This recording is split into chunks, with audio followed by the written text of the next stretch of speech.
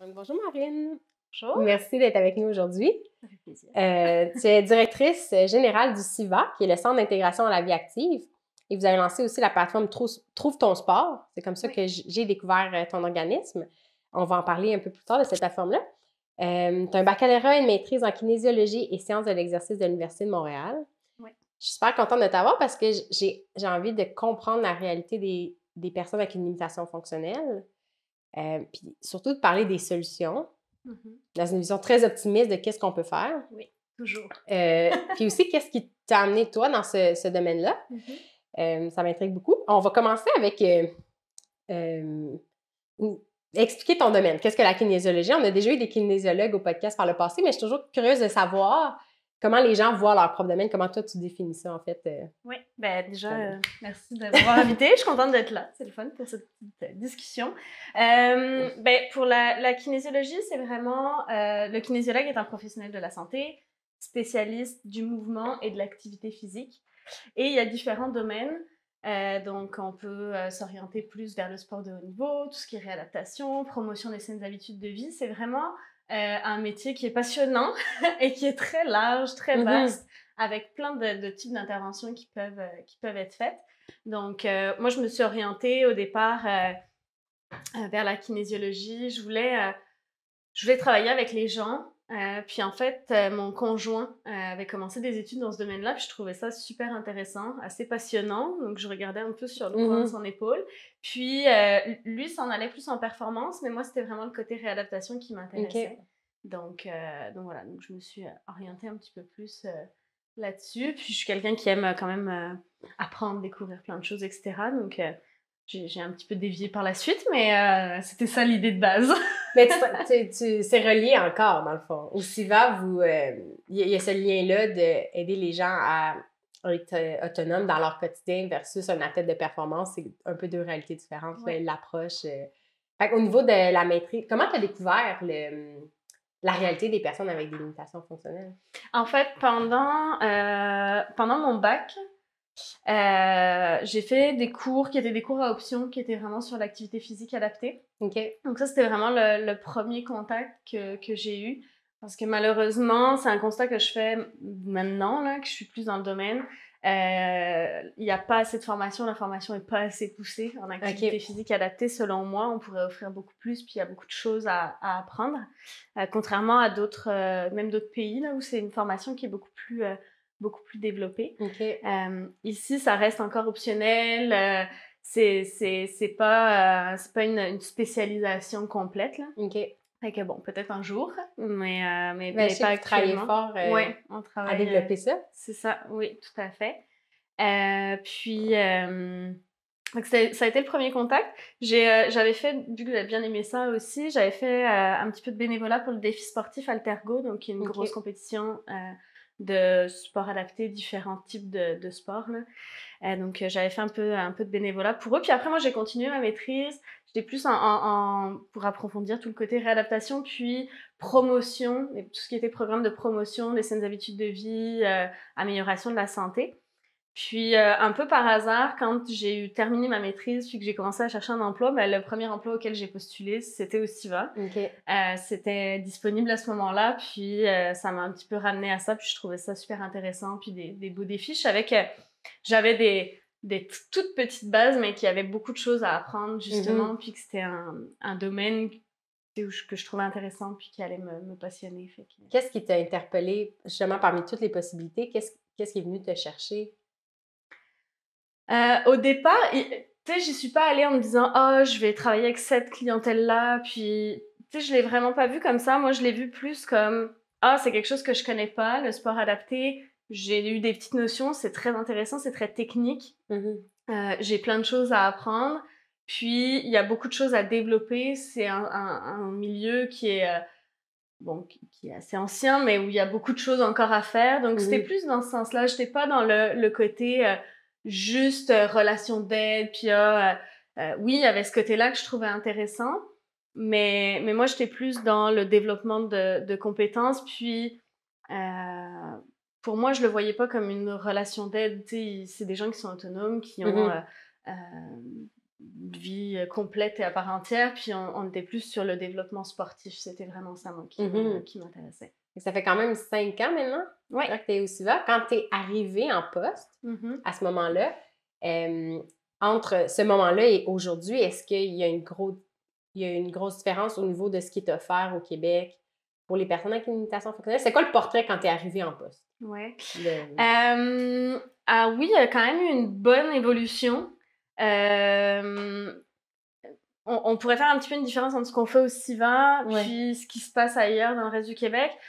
Au niveau du Québec, il y a des choses qui se développent, etc. Mais c'est sûr qu'en région, il y a un volume de clientèle qui est moins grand déjà.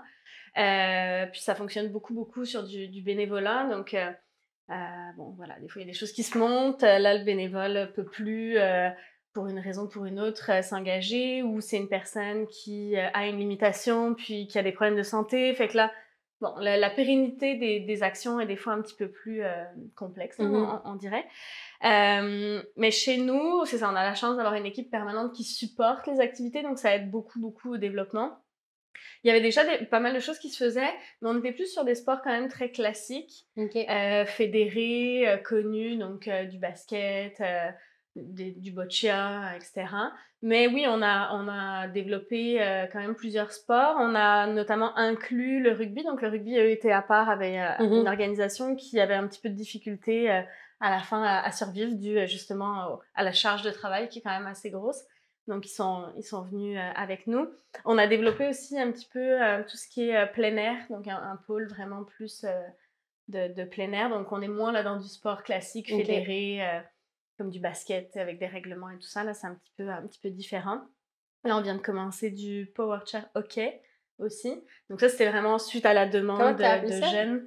C'est du hockey en fauteuil motorisé, en fait. Nous, on l'a élargi un petit peu. On l'ouvre aussi pour les personnes qui ont des fauteuils manuels. Donc voilà, mais c'est ça, du hockey en gymnase, un petit peu comme du hockey COSOM, mettons, là, mais pour simplifier un peu. Mais en gymnase, donc là, on l'a commencé en septembre, suite à des jeunes qui voulaient, mais qui faisaient déjà ce sport-là, en fait, dans leur école, puis qui finissaient l'école et qui voulaient continuer à jouer avec leurs amis. Donc oui, il y a eu pas mal de nouveautés, des nouveaux projets. On a travaillé aussi quand même sur l'image. Donc, on a refait notre site internet, on a refait tout ce qui est un petit peu plus visuel qui est autour, là, tu sais, les camisoles des équipes? Ouais, des équipes, c'est ça, pardon. Non, c'est correct. Donc voilà, un petit peu sur le côté dynamique, dynamiser un petit peu le côté sportif. Puis en fait, au CIVA, on a un côté sport, on a un côté artistique, puis on a des projets en soutien à l'intégration. Donc, un petit peu tous les secteurs comme ça ont évolué. Là, on évolue avec notre temps. Donc, comme en art, par exemple, on a commencé des cours en art numérique. Donc, avec tout ce qui est de la modélisation 3D, des imprimantes 3D, des choses comme ça là aussi. Donc voilà, fait que oui, ça a quand même évolué. Puis là, dernièrement, la plateforme Trouve ton sport aussi, qui a été un gros beau projet qu'on est content. Donc, ouais. Est-ce que tu peux nous décrire la plateforme? Ouais, en fait, la plateforme actuellement, telle qu'elle est, donc on arrive sur une page très simple où on nous pose quelques questions par rapport aux capacités de la personne. Donc, en gros, ça demande l'âge, niveau de mobilité des membres supérieurs, du tronc, puis des membres inférieurs. Et ensuite, ça génère un taux de compatibilité avec les différents sports qui sont répertoriés sur la plateforme. Cette plateforme-là, au départ, on l'a créée pour les professionnels de la santé, mais elle est accessible à tout le monde. Donc, c'était vraiment ça l'objectif. Pour les professionnels, dans le sens qu'un professionnel qui aimerait accompagner un usager puis lui dire hey, il y a ça qui est disponible pour toi, dans le fond. Oui, tout à fait. En fait, on est parti. Bon, nous, on savait là, d'expérience puis de ce qu'on vivait sur le terrain que le lien entre le centre de réadaptation et la communauté ou l'organisme communautaire ou le club sportif se faisait pas toujours très bien. Ça se faisait très bien avec certains intervenants, pas toujours avec d'autres. Puis on était un peu dans le bon, pourquoi? Puis voilà, on se posait un peu des questions par rapport à ça. Donc, on est allé faire une petite étude là, avec André Fortin, qui est quelqu'un qui est spécialisé en innovation sociale. Fait qu'on a fait des ateliers un petit peu de co-création puis d'idéation sur la place du sport adapté dans les plans de traitement. Puis l'idée, c'était de savoir de façon un peu large, là, mais est-ce que c'est utilisé, le sport, dans le milieu de la réadaptation? Oui, non. Pourquoi ça l'est, pourquoi ça l'est pas? Quand est-ce que ça l'est, quand est-ce que ça l'est pas? C'est quoi les obstacles, puis c'est quoi les leviers? Nous, ce qui nous intéressait, c'était plus les solutions, là, pour être honnête. Mais bon, pour arriver à des solutions, il faut comprendre le pourquoi, puis la contrainte. Et là, c'est ça, on est arrivé à plusieurs conclusions. Il y a d'ailleurs un document qui est sorti, là, qui explique... qui est disponible? Oui, qui est disponible, tout à fait, sur notre site Internet, d'ailleurs. Une des choses qui est ressortie, c'est que les gens, les professionnels n'étaient pas assez outillés pour référer. Donc souvent, ils ne savaient pas bien référer, ils ne connaissaient pas bien le milieu, à qui est-ce qu'ils référaient, quel type de sport ils référaient, parce que en fonction de ton niveau de mobilité, il y a des sports qui vont être plus ou moins adaptés pour toi. Donc, tu sais, on arrivait aussi à des situations où des fois, on avait quelqu'un qui nous était... référé au basket, la personne venait, puis ça se passait moyennement bien parce que dû à ses capacités, le basket, c'était pas le meilleur sport pour elle, mais par contre, le rugby aurait été un sport tout indiqué. Donc, c'était un petit peu pour essayer de pallier à ça, faire un premier lien. Puis le paysage du sport adapté au Québec, là, tout ce qui est parasport, c'est assez complexe quand même. Il y a certains sports qui sont inclus dans les fédérations régulières. Il y a d'autres sports qui sont régis par Parasport Québec. Le boccia, par exemple, est régi par l'AQSPC, qui est une autre fédération. Après, il y a les clubs. Des fois, le basket pourrait... Le basket est à Parasport Québec, mais par exemple, le hockey est à la fédération de hockey. Fait que là, ça devient compliqué pour quelqu'un non initié de savoir je frappe où, tu sais, à quelle porte est-ce que je demande de l'information. Puis après, il y a tous les clubs.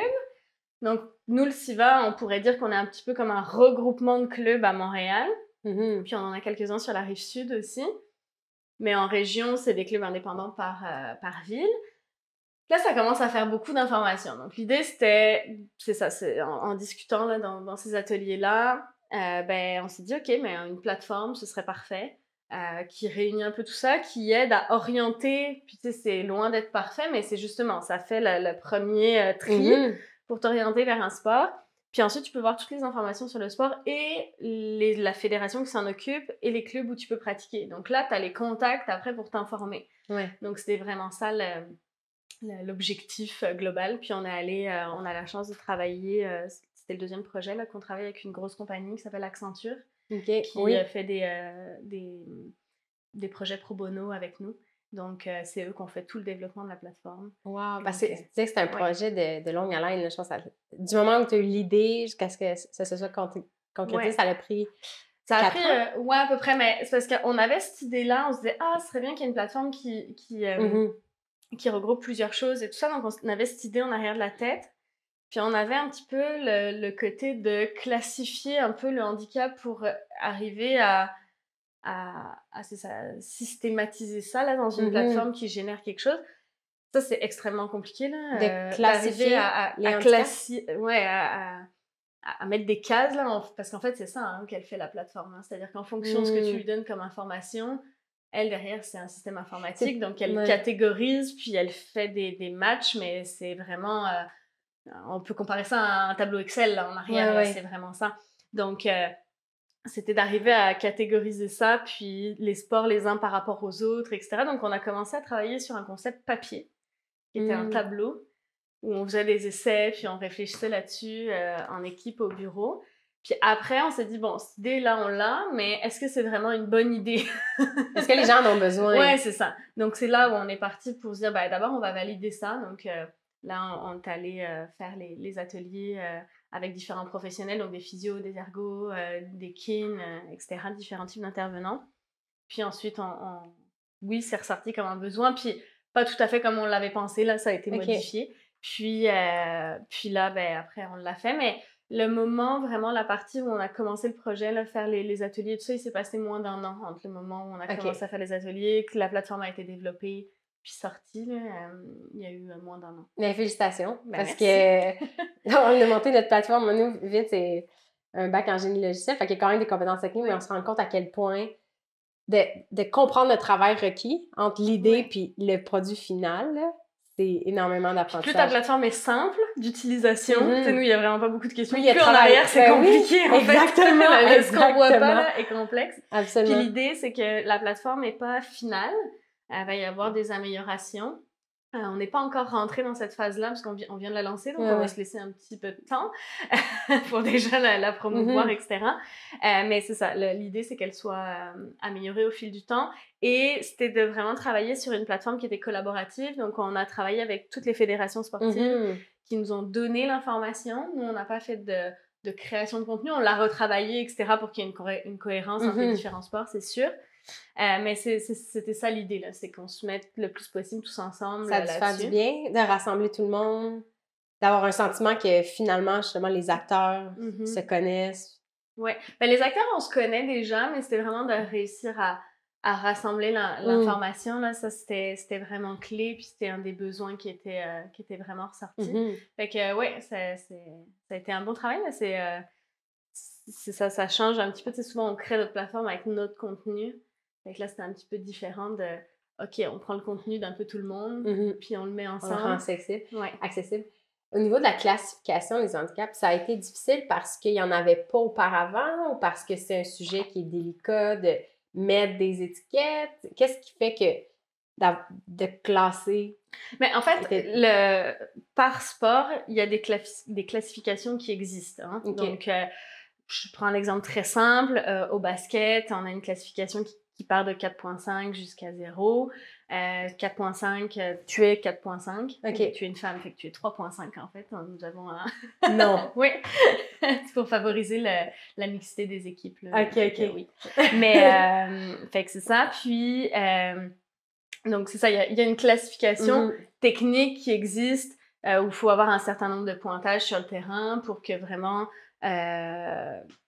ben, t'es une variété de joueurs, puis chacun a une position précise dans le jeu, puis un rôle précis aussi dans le jeu. Donc ça, c'est fait vraiment en fonction de tes capacités, de tes limitations. Est-ce que tes abdominaux sont fonctionnels, des critères dans ce genre-là. Mais nous, ce qui était plus complexe, c'était de dire... on ne peut pas rentrer tous ces paramètres-là de façon aussi détaillée sur la plateforme. Fait que c'était d'arriver à faire quelque chose de très simple, où là, tu sais, il y a 3 critères. Il y a haut du corps, tronc, puis bas du corps. Puis arriver à faire la distinction entre est-ce que ça va t'amener plus au basket ou au rugby, par exemple. Je prends 2 exemples assez simples. Puis, donc voilà, c'était vraiment plus ça qui était complexe. Si je coche une bonne mobilité du haut du corps, puis pas du bas du corps, c'est quoi qui va sortir comme résultat? C'était plus ça qui était le match. Oui, okay. Tout à fait. Le matchmaker. Oui, mais... Vous êtes des matchmakers. C'est une application de... C'est un Tinder version sport, c'est ça. Est-ce que tous les sports qui sont présentés, c'est en fauteuil roulant? Je fais un petit... oui, plus ou moins. Après, il y a certaines catégories, comme par exemple le para-badminton.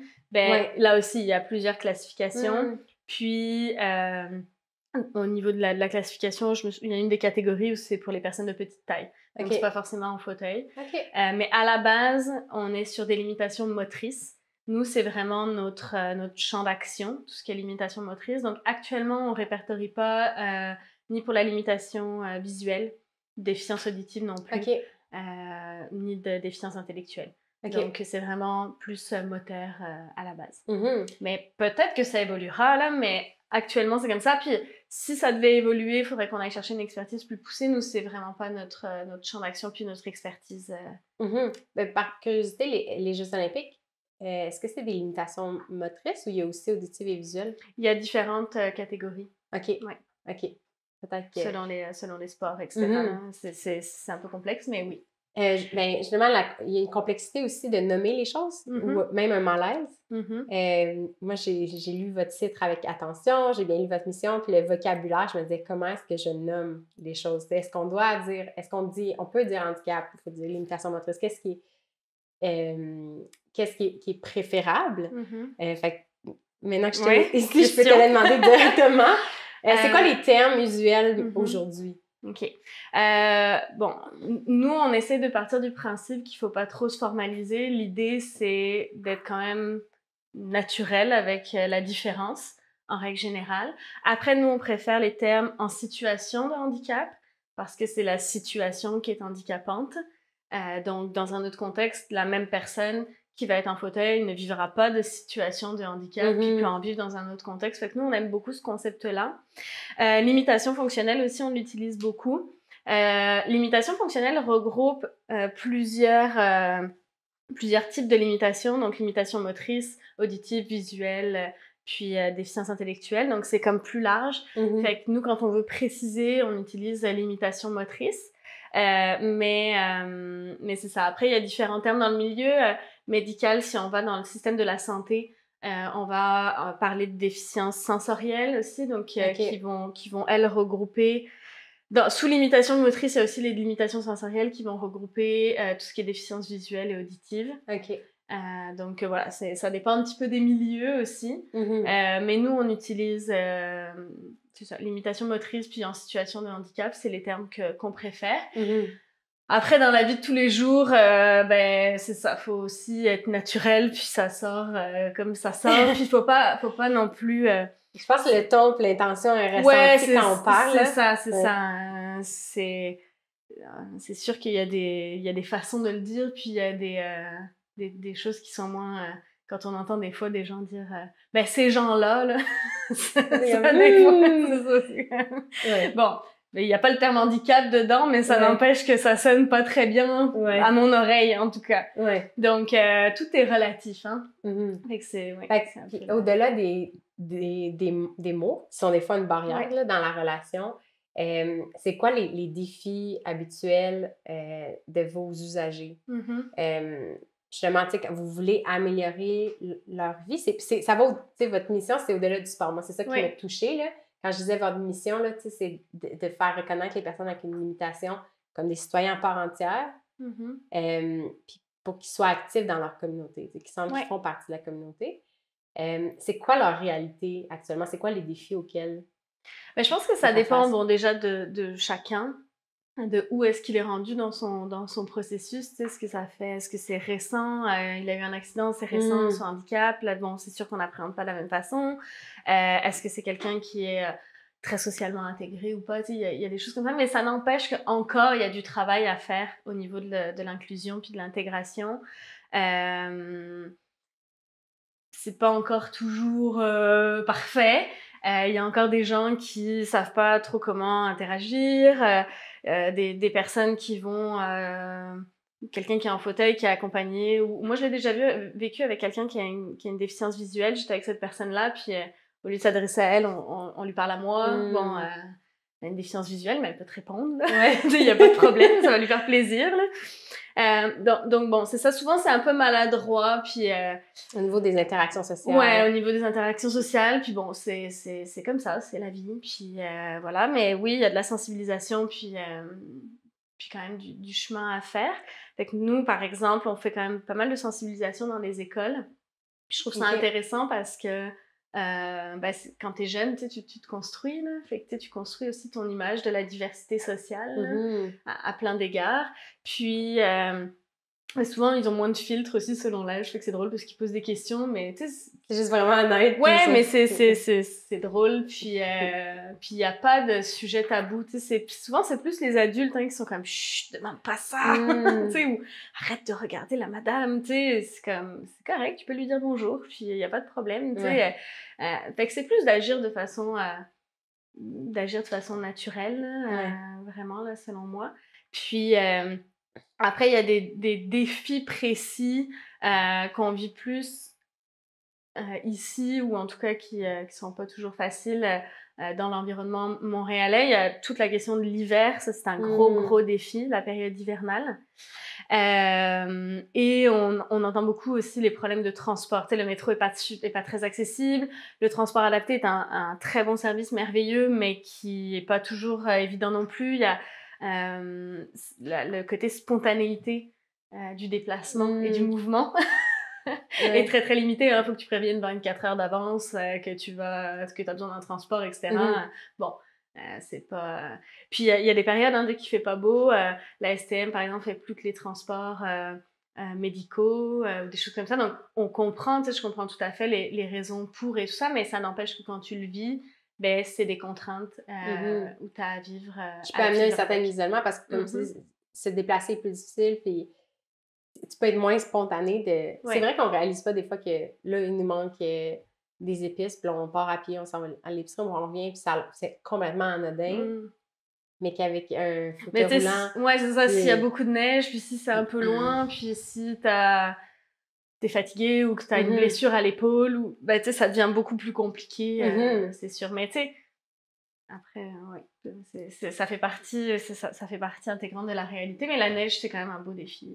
Mais là, il y a un nouveau service, on va voir ce que ça va donner, mais un nouveau service de déneigement prioritaire qui va être lancé là, cet hiver au niveau de la ville de Montréal. Oui, j'étais curieuse de savoir qu'est-ce qui s'en venait dans les solutions qui allaient être appliquées, parce que je pense que c'est pas encore parfait, mais il y a une grande ouverture. Je pense que t'as beaucoup d'espoir au niveau de ton organisation. Oui, on a de l'espoir,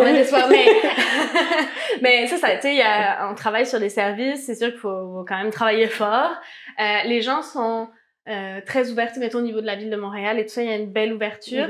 Après, c'est ça, tu sais, il y a quand même du travail à faire, puis il y a encore de la méconnaissance peut-être aussi au niveau de certaines choses, ou des fois aussi c'est de l'accessibilité, ça on le voit beaucoup au niveau des bâtiments, moi je trouve, qui est faite pour de l'occasionnel, quand t'as une personne en fauteuil qui vient de temps en temps. Mais du coup, tu sais, c'est possible que, c'est un lève-personne, c'est vraiment une plateforme élévatrice, puis là, elle est en panne. Fait que là, t'arrives, elle fonctionne pas. Mais peut-être que si on évitait de mettre ce type de plateforme, puis que c'était une rampe, ou que c'était directement de plein pied, là, au rez-de-chaussée, qu'il n'y avait pas de marche à l'entrée, mais ça éviterait ça. Fait que des fois, c'est peut-être plus des petites choses comme ça, ou des adaptations qui font que si t'as une personne, par exemple, qui est en fauteuil, ça va. Mais si t'es un groupe, c'est plus complexe aussi. Souvent, faire des choses en groupe, c'est plus compliqué.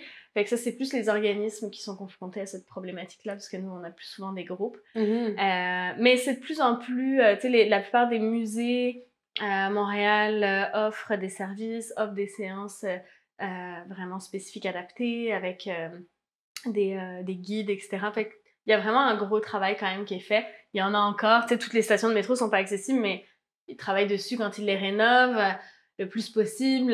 Fait que, bon, c'est vraiment aussi dans cette volonté-là qu'il faut rester, puis qu'il faut être positif. Puis c'est sûr qu'au niveau encore des préjugés, tu sais, on entend plus dans les médias, ça on l'entend régulièrement, puis je sais que moi, il y a des personnes qui s'aérissent un petit peu plus les oreilles que d'autres, mais tu sais, souvent, les journalistes utilisent beaucoup le terme « souffrant de handicap », tu sais, comme si c'était vraiment très souffrant, puis que c'était horrible. Tu sais, bon, je suis pas sûre que si que t'aimerais qu'on parle de toi comme ça, tu sais, qu'on dise que tu souffres de quelque chose, tu sais. Mais même si tu souffres pas, j'ai l'impression à un moment donné de l'entendre à répétition. Tu vis avec, ça s'incruste, là. Ouais, puis tu sais, c'est vivant avec un handicap à la limite, là, mais c'est comme tu disais, le terme déficience dans le domaine de la santé, bon, OK, c'est la terminologie, mais dans le langage courant, tu sais, c'est comme si tu fais déjà sentir que la personne, elle part avec un manque. Tu sais, il lui manque quelque chose constamment, versus de dire une limitation, c'est juste un fait. C'est comme une limitation, puis on va trouver des solutions pour rendre la personne la plus autonome possible malgré tout, tu sais. Tout à fait. Est-ce que au CIVA, dans le fond, c'est un centre de service? Les gens... Vous avez des activités au sein de vos bureaux? Alors, nous, là où il y a nos bureaux, sur d'autres étages, on a des salles où on fait des activités artistiques, on a des ateliers d'art, etc. Après, pour tout ce qui est sportif, ça se passe dans plein de... Vu que les infrastructures sont quand même importantes. Oui. Fait qu'en fait, c'est dans plein de gymnases à Montréal. Donc, on a des activités dans Villeray, on a des activités au Centre Gadebois dans le sud-ouest. C'est nos deux plus grands centres. Dans Villeray, on utilise plusieurs infrastructures. Donc, l'école Joseph Charbonneau, Georges Vanier, le centre Jean Rougeau aussi. Fait qu'on a vraiment plusieurs endroits où on fait nos activités. Puis, on a la chance, mais ça fait partie aussi du package, là, mais de pouvoir avoir accès à toutes ces infrastructures-là de la ville. Donc, ça fait partie aussi de la mission de la ville, là, de nous offrir cet accès-là, d'offrir l'accès à la communauté, en fait. Là, mais, ouais. Puis, au niveau de la plateforme Trouve ton sport, tu disais que vous aviez commencé avec des sports qui sont fédérés, c'est-à-dire qui sont reconnus par une association sportive, je pense que c'est ça la définition fédérée, parce qu'il y a un certain nombre de règles, une structure qui peut accueillir les athlètes, les sportifs. Mais je sais que j'apprends à te connaître, là, puis je vois que tu es quelqu'un qui a beaucoup d'idées puis tu aimes mettre des projets en branle.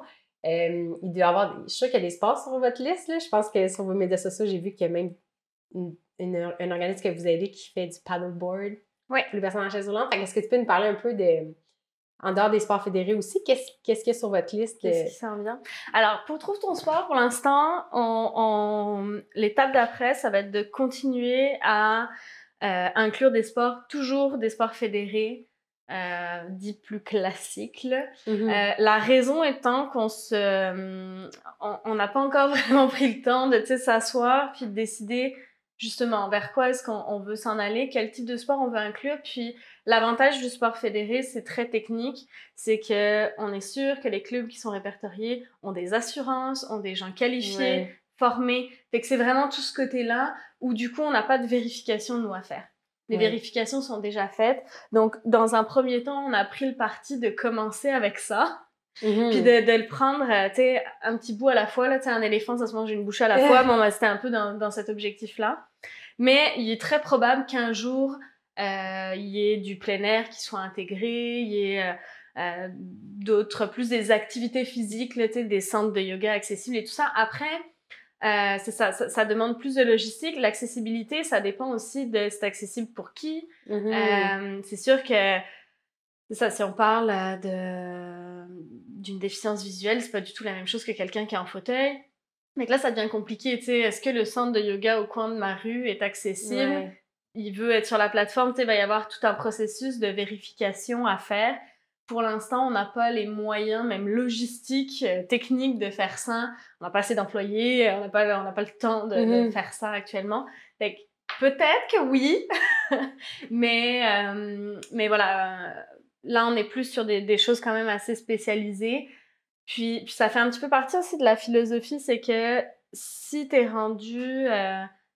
si le centre de yoga à côté de chez toi est accessible puis que t'y vas, t'es inclus dans la communauté, t'as plus besoin de nous, puis c'est parfait, on a réussi notre mission. C'est un peu ça aussi, la vision jusqu'à un certain point, là. Idéalement, on n'existerait plus, puis il y aurait plus besoin de nous. Ce serait ça. C'est quand même intéressant de dire ultimement, si on fait bien notre travail, les gens sont autonomes. C'est ça, on a de la job encore pour un petit peu de temps. Puis, mais oui, ce serait, tu sais, si tu regardes ça sur du long terme, c'est quand même ça l'idée. Mais c'est intéressant de voir que ça va peut-être prendre un certain temps avant que, par exemple, le paddleboard devienne un sport fédéré qui peut accueillir, qui est une organisation qui peut accueillir un gros volume de personnes aussi. Là, il faut qu'ils soient capables de manière durable de le faire. Mais je trouvais ça le fun de voir qu'il y a de l'innovation. Le paddleboard, c'est ça, si on fait une petite parenthèse spéciale pour eux.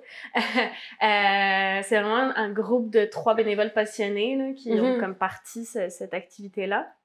Puis on travaille avec eux, on les parraine, en fait, ils sont sous le SIVA. Ils sont venus nous voir, on se connaît, puis au lieu de partir une nouvelle entité, ben on les a comme inclus chez nous. Fait qu'on leur donne comme une certaine forme de support, tout ce qui est matériel, puis on fait une partie de la gestion. Le parrainage implique ça. Oui, on fait une partie de la gestion, tu sais, très technique de comptabilité, là, puis de choses comme ça, là. L'idée aussi, c'est que, ben, tu sais, créer tout le temps des nouveaux organismes, c'est aussi pour ça que des fois, il n'y a rien qui se développe, parce que, ben, tu sais, tu veux vraiment créer quelque chose, ok, il faut que tu trouves un conseil d'administration, fait que là, tu fais tous tes amis, tu sais, puis tu finis par un peu épuiser ton réseau, puis des fois, t'as pas le temps, t'as aussi, tu sais, une famille, un travail, tu sais, c'est des gens qui font ça parce qu'ils aiment ça, en dehors, tu sais, en plus de tout le reste. Donc, c'est ça, tu sais, le fait qu'on soit là pour leur donner un petit coup de main, puis que nous, on ait une permanence qui permette de supporter ce genre de projet-là, ben, ça permet de développer, là. Fait que là, actuellement, c'est ça, cet été, ils ont été présents pas mal sur des festivals. L'objectif, c'est qu'on ait des activités de façon plus régulière l'été prochain. Donc, on va voir, là, si on OK. travaille là-dessus. Puis, on va certainement travailler ensemble. C'est nous, nos équipes vont être là aussi sur certaines activités, puis eux sur d'autres. Fait que c'est vraiment un partage. Puis ça a l'air... ça ressemble à quoi, en fait, du paddleboard? Parce que je pense qu'il y a beaucoup de personnes... Ben, je m'inclus parce que j'ai fait la tournée avec Vince de participation Ouais. où on présentait les 150 activités pratiquées par les Canadiens et se sont assurés d'inclure des sports en chaise roulante, des activités en chaise roulante. Donc, à des événements, on animait carrément des séances de tennis. C'était pas sur un terrain, mais on avait des chaises roulantes sportives. Les gens pouvaient frapper des balles de tennis sur des cibles. Puis la réponse, c'était assez... Il y a peu de personnes qui savaient que ça existait. Oui.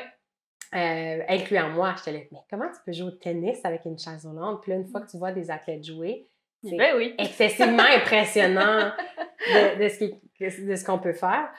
Fait que, mettons, la planche, le paddleboard, ça ressemble à quoi? Comment? Ben, au départ, c'est une planche de SUP classique, là, régulière. C'est des planches plus, tu sais, donc le gros modèle, là, pour assurer une certaine stabilité, où il y a des flotteurs qui sont rajoutés. Donc, il y a des flotteurs de chaque côté.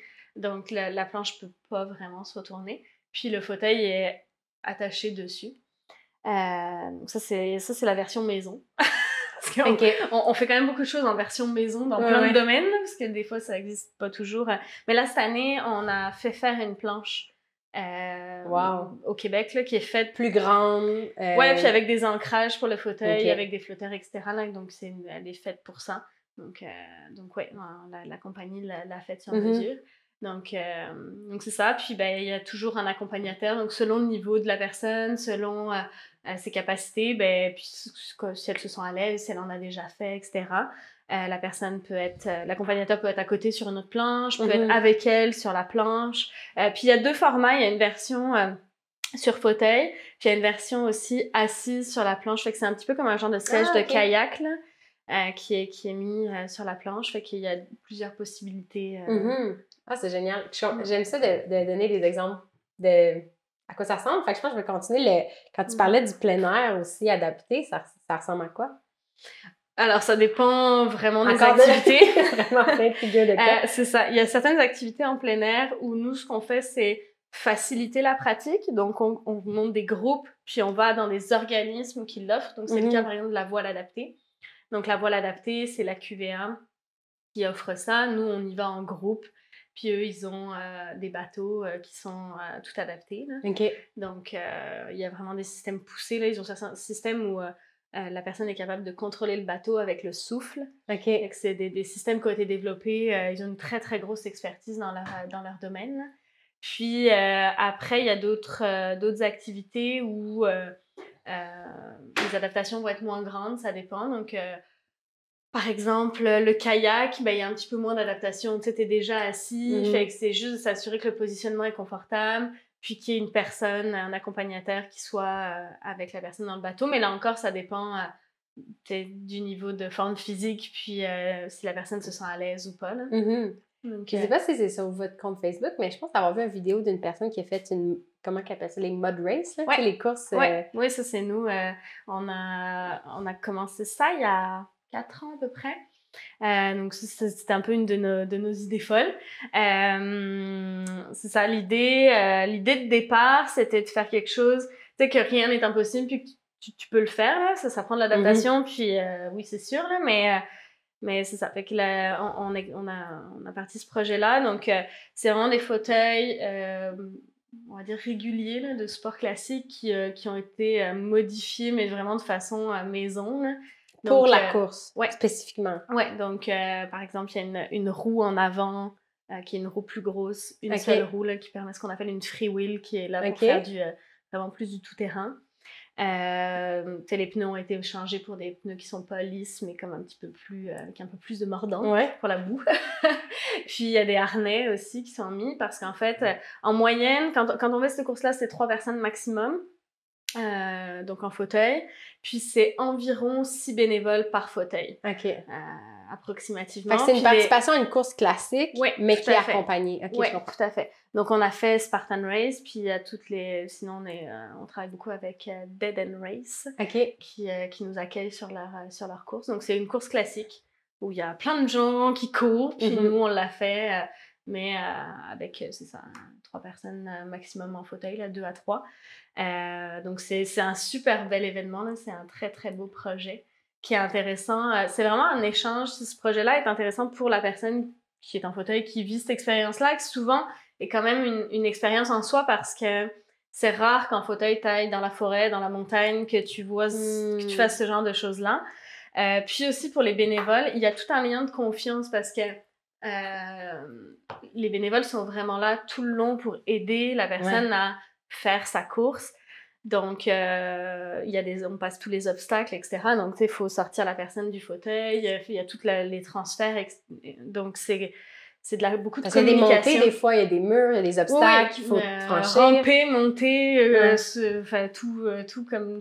On fait tous les obstacles, à peu près, là, quasiment tous. Donc, c'est ça, il y a tout l'aspect communication qui est très importante. Puis l'aspect confiance qui doit se créer. Puis souvent, c'est beaucoup d'efforts et ça dure assez longtemps. La plus courte, je pense, c'est 4 heures. La plus longue, c'est 8 heures à peu près pour 5 km. Wow. Donc, ça donne un peu un ordre d'idée. T'as le temps de créer des liens. Ouais. Et d'apprendre à te connaître. Mais puis l'idée, c'était vraiment de développer, tu sais, le sentiment de confiance en soi, de dépassement de soi, etc. avec ce projet-là. Fait que c'est un beau projet. On dirait que tu as commencé l'histoire, puis là, j'étais fascinée par la chaise tout-terrain. Oui. Puis là, on dirait que le côté humain m'interpelle, fait que je vais commencer avec ça. Vous pourrez aller voir, il y a une vidéo sur le YouTube du Siva où on peut vraiment voir comme une course. Il y a quelqu'un qui a filmé comme tout le long de la course, puis il y a un montage qui a été fait. On peut voir à quoi ça ressemble. Aussi bien les fauteuils que le côté humain, que la course en tant que telle, les obstacles et tout ça. Donc, puis le côté humain, c'est quoi la préparation requise? Comment vous arrivez justement à créer ce lien-là de confiance entre les personnes? Dans la course, nous, pour la première édition, on a fait des tests. Il y a eu, on n'est pas arrivé comme ça du jour au lendemain. Pour les éditions, on a vu que c'est du ponctuel. On fait pas vraiment de préparation en amont, mais les bénévoles qu'on a, c'est des bénévoles qu'on connaît, qui connaissent ce genre de course-là. Qui ont fait plusieurs éditions avec nous, donc qui ont été aussi à la première. Donc là, on mixe dans les équipes des personnes qui étaient déjà là quand il y a des nouvelles personnes. Puis, pour chaque équipe, il y a un genre de capitaine d'équipe là, qui enligne l'équipe, qui n'est pas tant là pour aider, mais qui est plus quelqu'un qui a l'expérience, qui connaît les courses, qui sait c'est quoi les techniques pour passer les obstacles, tout ce qui est un petit peu sécurité et tout ça, donc qui vient enligner à ce niveau-là. Puis ça se fait vraiment naturellement, tu sais, on donne, il y a un briefing au début, là, on fait une petite explication de comment ça va se passer, etc. Donc il y a de l'encadrement quand même, mais on fait pas un encadrement très long avec des entraînements à l'avance et tout ça, parce qu'en fait, on perdrait... l'intérêt puis la motivation. C'est difficile de dire à des gens, bon, ok, donc déjà tu vas être bénévole pendant 8 heures, ça va être super dur, puis en plus de ça, pendant 3 mois avant, il va falloir que tous les vendredis soirs, tu sais, ça devient quand même très engageant.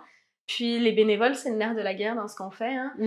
Fait que c'est d'arriver à les garder motivés, de leur en demander, mais pas trop, tu sais, comme le juste milieu. Fait que, tu sais, c'est... Comme tu dis, de faire ce sain, de tout faire le travail derrière pour que ce soit sain pour la personne.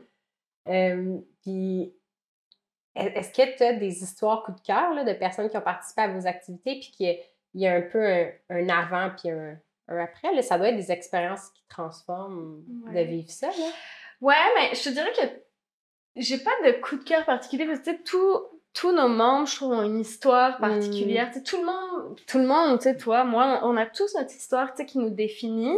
Puis, ce qui est intéressant, c'est qu'est-ce qu'on fait tous ensemble. Tu sais, c'est toutes ces personnes-là constituent une société où on vit tous ensemble. Tu sais, c'est plus de voir ça comme ça, là, que je trouve intéressant. Puis oui, c'est sûr, tu sais, si on parle de la course plus spécifiquement, ben, tu sais, t'as les sourires à la fin, le sentiment de fierté. Tu sais, on a déjà eu des parents qui étaient là aussi, puis tu sais, qui regardaient ça, puis tu sais, qui étaient comme, OK, genre, mon enfant, tu sais, qui est adulte, là, maintenant, mais a fait ça, tu sais, j'aurais pas pensé ça pour lui, tu sais, justement parce qu'on s'arrête à la limitation, puis à la notion de handicap. Fait que c'est plus ce côté-là, mais tu sais, les sourires, l'accomplissement, tu sais, c'est un peu tout ça qui est intéressant dans ce qu'on fait. Ça doit être beau puis, de voir les possibilités. Une fois que tu as brisé ça, tu sais, si on se met un plafond, de dire ça sera jamais possible, mais là que ça se concrétise, ça doit amener un vent. On parlait de l'espoir tantôt, là, ça doit amener comme... Mais il n'y a pas vraiment de... Tu sais, bon, c'est sûr que c'est facile de dire ça comme ça, puis on pourrait amener des exemples concrets qui contrediraient, mais à la base, il faut partir du principe, selon moi, qu'il n'y a pas de choses impossibles. Il faut juste beaucoup plus de créativité pour que ce soit possible. Puis comment est-ce qu'on va le faire? Peut-être que ce sera fait différemment. Peut-être que ce ne sera pas tout à fait comme on le pensait, mais tu sais, on peut arriver quand même à travailler. Ah, j'adore ça. On avait fait un test psychométrique. Pour apprendre à se connaître en équipe. Puis une de mes forces qui était ressortie, le premier, c'était la résolution de problèmes. Fait que je me rendais compte que j'étais énergisée par les problèmes. Puis j'ai retracé, j'ai comme un peu compris avec le temps d'où ça venait, puis je me suis rappelé mon père, où lui, c'est un patenteux, là, on l'appelle le patenteux. On essaie de le convaincre de se partir un compte Instagram pour montrer ses patentes. Il fait genre c'est quand même drôle. Des cabanes à oiseaux. À chaque fois que j'arrive chez eux, il y a comme... Un nouveau projet. Il a amélioré comment il fait son yoga ou son kombucha ou quelque chose du genre. Puis je me suis rappelé que quand j'étais jeune, puis que je capotais, parce que moi, j'ai pas de patience pour les trucs techniques, puis que je pleurais parce que mon ordi marchait pas, whatever, il arrivait à côté de moi, puis il disait « Marc-Claude, tout problème a une solution. S'il y a pas de solution, c'est qu'il y a pas de problème. » C'est ça. Mais c'est tellement vrai, tu sais. Fait que s'il y a pas de solution, c'est que tu peux rien faire, fait que juste let go, tu sais. Fait que j'adore t'entendre, puis voir comment... Mais c'est parce que des fois, c'est paradoxal un peu ce que je veux dire, mais tu sais, des fois, on se pose trop de questions aussi. Tu sais, à un moment donné, c'est comme ça, puis on va juste faire avec, puis c'est tout. Tu sais, c'est comme... Puis tu sais, où on va trouver une solution pour que ça fonctionne. Tu sais, capoter, ça n'a jamais rien apporté sur du long terme. Là, ça n'a aucun impact positif. Fait que c'est plus dans ce... On va rester calme, on va trouver une solution, puis tout va bien aller. Puis entre toi qui est la personne qui a des idées, puis qui a amené des projets, puis l'équipe qui le matérialise, là, justement, as-tu quelqu'un à l'interne qui est un patenteux professionnel qui vous aide à faire toutes sortes d'installations pour adapter les activités? Ben oui, on a quelqu'un chez nous qui oui, est un patenteux pas mal. Puis toute l'équipe quand même fonctionne un peu comme ça. On a quand même une façon de travailler. On travaille beaucoup en équipe. On communique beaucoup. Puis tu sais, l'idée c'est que on part d'une idée, tu sais, on part de quelque chose, puis là, tout le monde ramène un petit peu, mais on pourrait aussi faire ça, on pourrait aussi faire comme ça. Donc c'est vraiment d'améliorer les choses ensemble, puis de travailler tous ensemble dans un objectif commun qui est notre mission là, d'organisme, qu'il faut toujours garder dans un coin de la tête quand même. Mais oui, c'est sûr qu'il y a plein de choses qu'on retrouve pas forcément sur le marché, qui n'existent pas, qui répondent pas tout à fait aux besoins, des fois qui sont aussi extrêmement chers. Donc oui, il y a de la fabrication maison qui se fait aussi bien en sport qu'en art, des petites adaptations, des réparations, des choses comme ça. Fait que la chaise tout-terrain, c'est une de vos créations? Ça existe en fait, ça existe des chaises tout-terrain, c'est quand même pas donné. Donc on n'en a pas acheté. On aimerait beaucoup ça, pouvoir en acheter, parce qu'on en fait de plus en plus, mais tu sais, un fauteuil tout-terrain, ça coûte environ 5 000 $. OK. Tu sais, 3 x 3, mettons si t'es 3, tu sais, ça commence à faire des bons petits montants. Avec participation, là, les enfants adoraient les chaises. Adoraient les chaises. Faire des courses, il a fallu que nos patrons fassent une intervention puis nous disent là, permettez plus aux gens de faire des courses de fauteuil là, parce que ça use les pneus tellement vite qu'on peut pas les remplacer. Mais nous, c'était une occasion. Fait que souvent, ce qu'on faisait à la blague, aux enfants, on leur dirait, vous amenderez... Non, on disait pas ça aux enfants parce qu'on disait aux parents, on disait, si vous voulez jamais l'acheter pour un cadeau de Noël, parce que les gens se demandaient, des fois, on se faisait demander où est-ce qu'on peut acheter une chaise parce qu'ils trouvaient que c'était intéressant d'initier les enfants à ça. Je pense que les chaises qu'on avait étaient à peu près 1 200 $ comme minimum. Mais en tout cas, la tout-terrain un petit peu plus. Ben ça dépend. Après, tu sais, les prix, ça varie en fonction de la qualité. C'est quoi les matériaux, la demande. Tu sais, les fauteuils tout-terrain, c'est beaucoup moins demandant. Mais tu sais, pour le soccer en fauteuil motorisé, il existe des fauteuils spécifiques. Puis, en gros, là, ça dépend du taux de change, mais c'est à peu près 12 000 un fauteuil, là, tu sais. Ah. Fait que ça peut être très, très cher, le matériel. Ça fait partie des gros enjeux, en fait, aussi, quand on parlait des enjeux des personnes en situation de handicap, mais oui, la pratique du sport, mais ça te coûte quand même un certain prix. On dit que le hockey, ça coûte cher, mais quand ton fils faire du soccer en fauteuil motorisé, puis qu'il commence à être bon, puis que tu dis, il faudrait que j'achète un fauteuil à 12 000 faut le transporter puis l'entreposer aussi. Puis je pense que j'ai vu une vidéo de ça aussi. Dans le fond, c'est que les fauteuils peuvent faire des pivots rapides. Puis il y a une masse à l'avant pour frapper le ballon, c'est tout ça? Oui, il y a un pare-choc en avant, puis c'est des fauteuils qui sont très, très réactifs. Qui peuvent tourner facilement sur eux-mêmes, là, qui ont un champ de braquage assez court. Mais oui. Tu disais tantôt que votre mission, votre mission est accomplie quand la personne devient autonome, intégrée à sa communauté. Quand est-ce que vous savez que c'est le cas?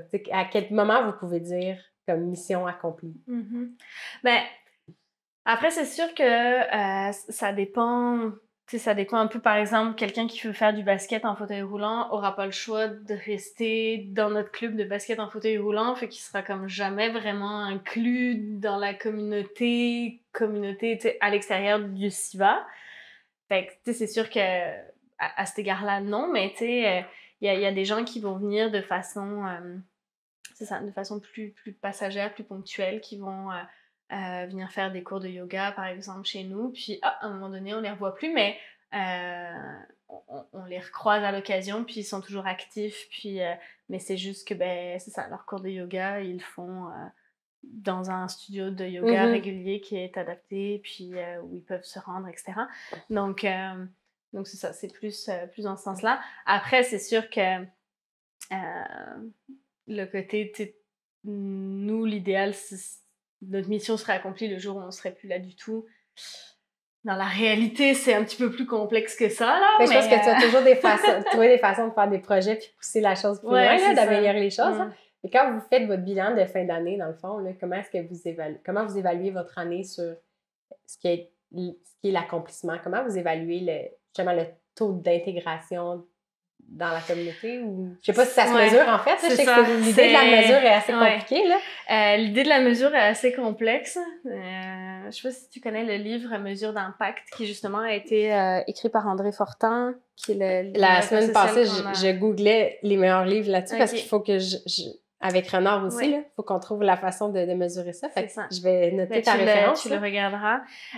C'est très compliqué. Pour être très honnête, je pense pas qu'on arrive vraiment à le mesurer actuellement. C'est aussi un peu le nerf de la guerre des organismes. On est toujours dans l'action, dans le donner du service. Puis des fois, sortir des statistiques et tout ça, on est débordé. On aimerait pouvoir en sortir plus. Ou de façon plus précise, faire une meilleure gestion des données qu'on a, mais c'est pas fait de façon optimale, là, si on est très honnête. Mais quand même, quand on fait notre rapport annuel, on sort quand même beaucoup de statistiques. Fait que, on voit le nombre de personnes qu'on a touchées, le nombre d'activités dans lesquelles, certains domaines qu'on a offert. Puis, c'est aussi le feedback des personnes qui viennent puis qui me disent « Ah, j'étais pas du tout active, puis j'ai trouvé ça. » Ou certains, on fait des conférences dans différents cadres là, en entreprise, notamment pour la campagne S'entraide. Puis, on y va avec des personnes qui ont des services chez nous. Puis, quand ils expliquent « Ah, j'étais chez moi, je savais pas trop quoi faire, j'étais un peu déprimée, puis je me suis mis à faire du sport, puis là, les choses ont changé pour moi, puis je vois les choses autrement. » C'est plus dans ces petits témoignages-là qu'on arrive à voir l'impact aussi. Mais c'est de l'impact social, c'est extrêmement difficile à mesurer. Puis Oui, c'est ça ma conclusion. C'était parce que nous, on veut passer d'une vision de l'activité physique quantitative, où on mesure des pas, des minutes d'activité, des calories, à une approche qualitative. Des moments de vie, puis du lien social, le tissu social. Puis là, je me disais, comment est-ce qu'on mesure ça réellement? Puis comment est-ce qu'on évite la trappe de tomber dans de quantifier quelque chose juste pour se rassurer avec des chiffres, mais que ça mesure pas la bonne chose. En tout cas, on rentre dans des trucs techniques, ouais, mais... c'est ça. Faudrait voir. Je sais qu'il y a certains chercheurs universitaires qui se penchent là-dessus aussi. Fait que... Mais il y a beaucoup de travail à faire là-dessus. Puis c'est un changement de culture. Hein. Tu sais, même actuellement, que ce soit les gouvernements, les bailleurs de fonds, les gens qui nous financent, là, tu sais, on doit donner des chiffres. Combien de jeunes... Mais tu sais, moi, idéalement, là, on voudrait qu'il y ait plus de jeunes, parce que plus de jeunes... Tu sais, c'est ça, là, bon, c'est un peu le paradoxe des chiffres aussi. Fait que tu disais, les bailleurs de fonds commencent à changer leur approche aussi de mesure. Mais pas tant que ça, pour l'instant, tu sais, on est encore beaucoup sur des chiffres. Mais tu sais, je les comprends. Ils donnent un montant d'argent pour faire quelque chose, ils veulent savoir, t'en as fait combien d'interventions auprès de combien de personnes, ce qui est tout à fait logique, mais tu sais, ça comprend pas l'aspect toujours qualitatif, même si, bon, tu vois quand même la qualité de l'intervention, la qualité du document et tout ça, mais le mesurer de la qualité, c'est compliqué. Mais on s'en reparle. Parce que mes recherches ont commencé, puis je pense que ça va être avec le livre d'André Fortin, là, de dire comment est-ce qu'on mesure, qualifie un moment de vie.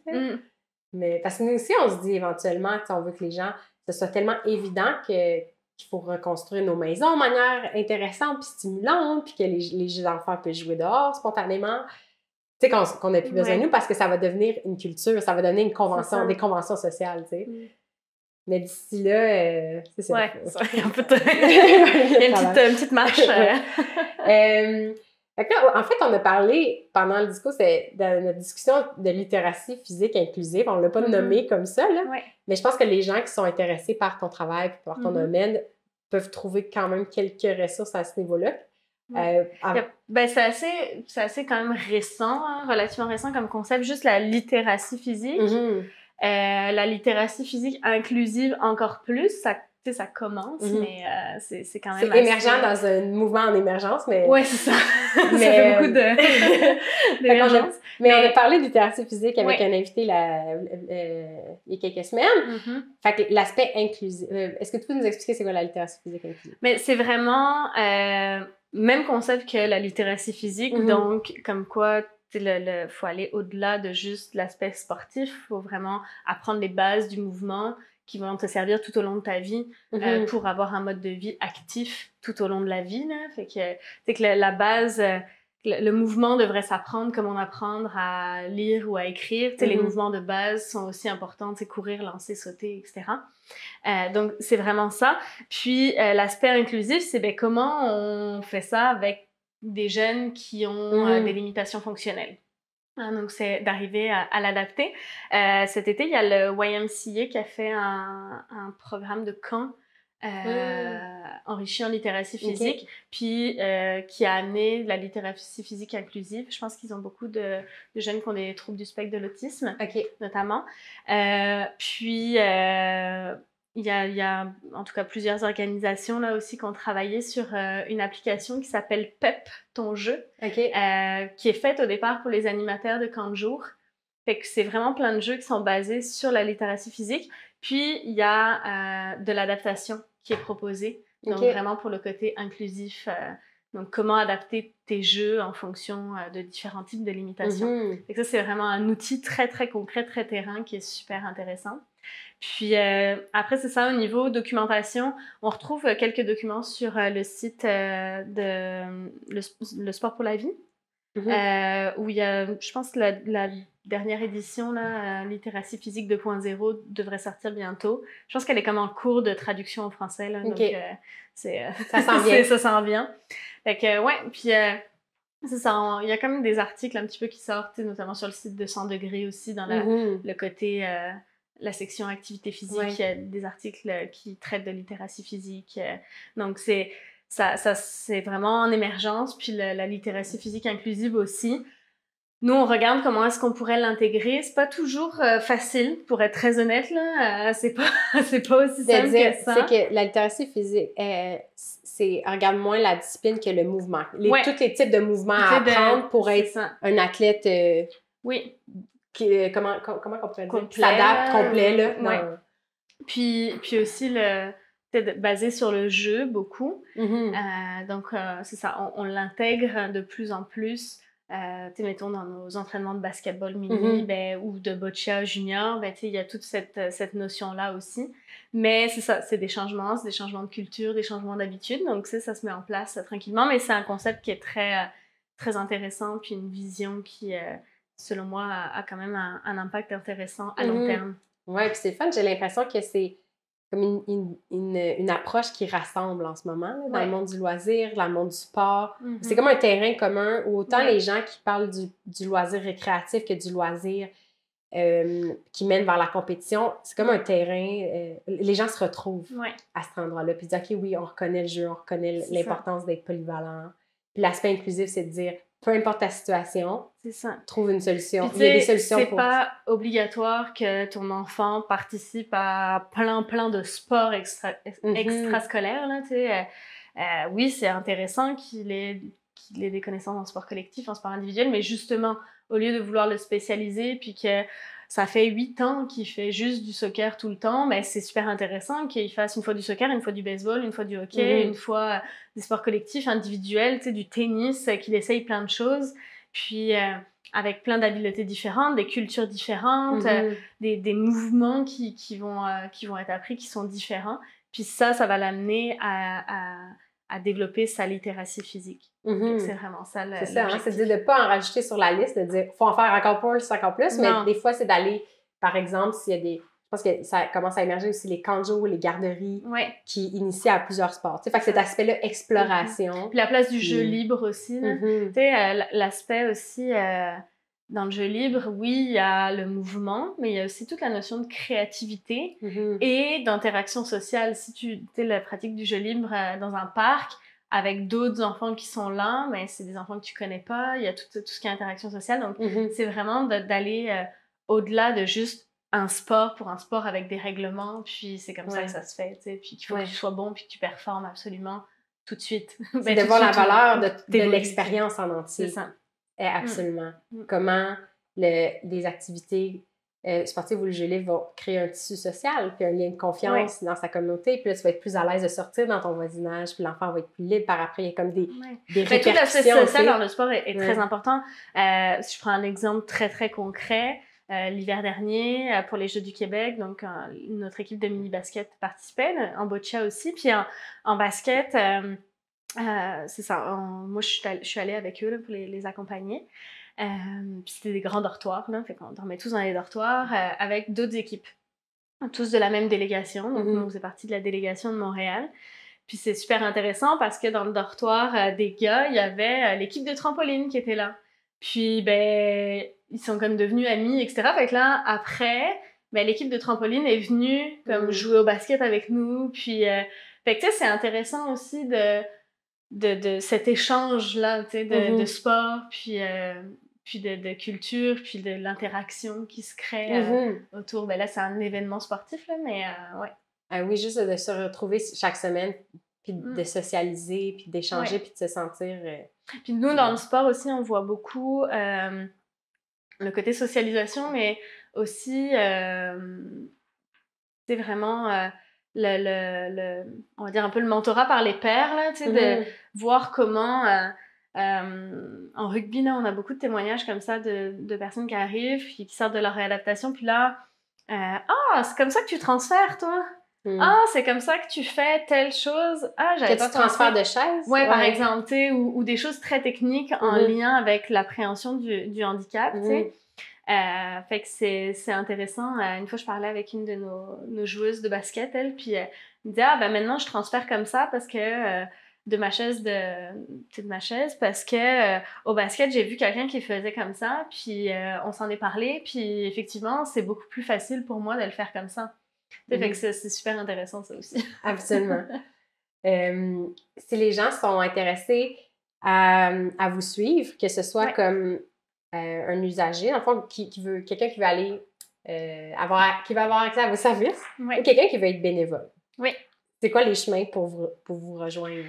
Ben, on a toutes les informations qui sont sur notre site internet. On a une page Facebook aussi. On a un compte Instagram sport. Donc, on est On peut être suivi sur les différents réseaux sociaux, pardon. Mm-hmm. Puis bénévolat, mais c'est pareil, les gens peuvent nous contacter par téléphone, par courriel, on les rencontre, on voit un petit peu c'est quoi leurs intérêts, c'est quoi leur disponibilité, puis après on les accueille dans l'équipe de bénévoles. Parfait, parce que ça peut être au niveau de est-ce que ça peut être au niveau de la gestion puis au niveau d'activités ponctuelles? Oui, il y a vraiment différents types de possibilités de bénévolat. Donc, on a des bénévoles récurrents, par exemple des entraîneurs, des coachs qui coachent toutes les semaines en sport. Ça peut être aussi dans notre section culturelle. On a pour tout ce qui est événement, donc des bénévoles qui viennent vraiment de façon ponctuelle une fois pour un événement.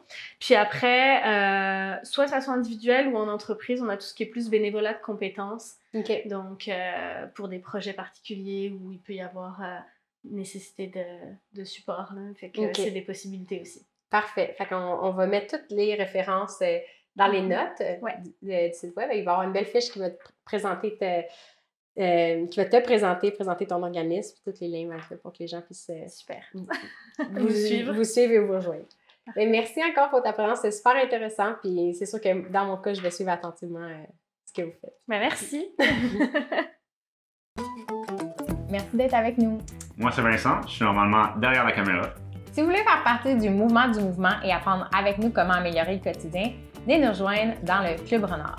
C'est la meilleure façon de contribuer à la mission de Renard, puis vous allez avoir accès à plein de contenus bonus. Venez nous rejoindre au renard.ca/club. À bientôt!